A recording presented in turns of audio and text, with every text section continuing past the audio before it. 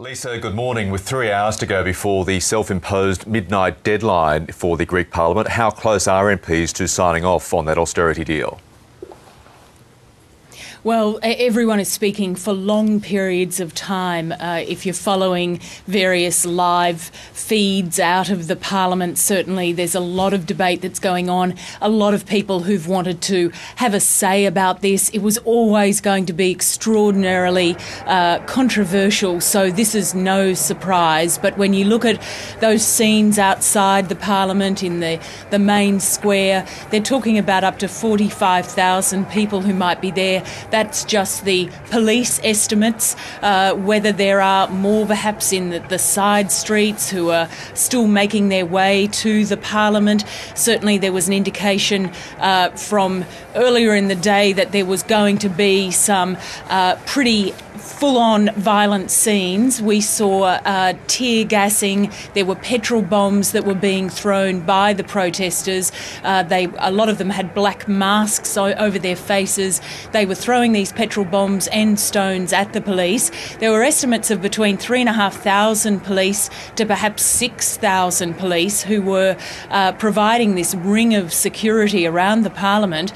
But even then, the politicians inside were saying that they could smell the tear gas seeping in through the building.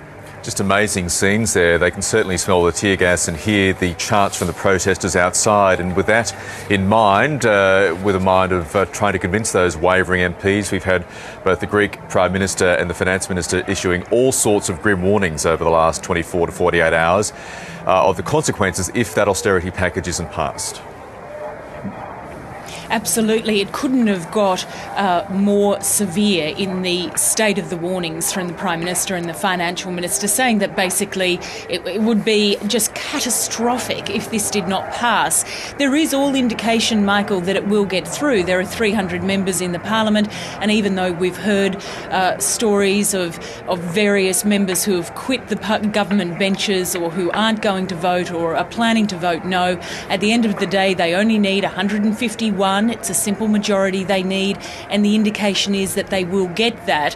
But I was speaking to people in Greece today, and there is this sense of despair throughout the country that they feel even if they pass these austerity measures, that they stay in the Eurozone, that they're saved from bankruptcy, that what lies ahead is just going to be such a tough life for people. We're talking about the minimum wage. If you can get a job, and remember that for the young people it's 50% unemployment rate at the moment. If you can get a job, the minimum wage is now going to be the equivalent of 600 Australian dollars a month. Now they say you just can't live on that. And in fact, one of the leading spiritual leaders in Greece, one of the senior religious leaders, warned over the weekend that there was going to be a social explosion.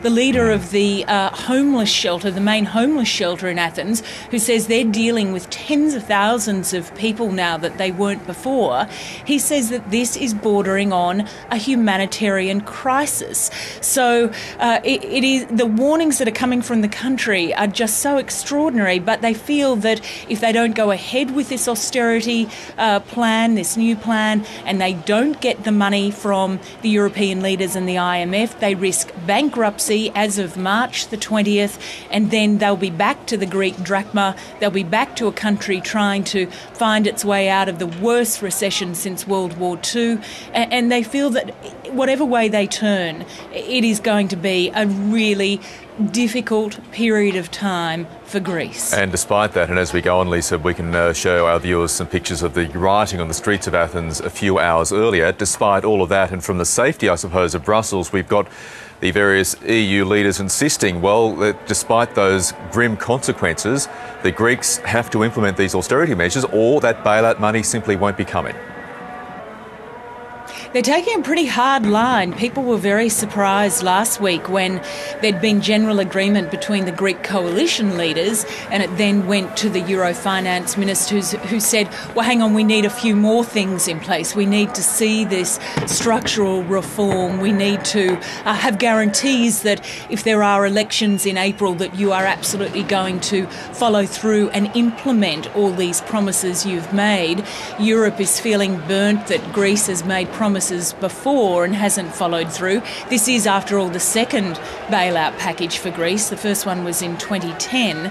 And when, as I was saying, this country that's been 5 years in recession, a 20% unemployment rate across the board, 50% for young people, then Europe is losing patience, Michael. It's saying, well, you know, we're not going to be here just to continually get you out of trouble, save you from bankruptcy, if we don't see it in concrete that you are going to put in these structural reforms to save the country's economy. Lisa Miller, thanks for the update. We'll go back to you as the morning progresses. Thank you.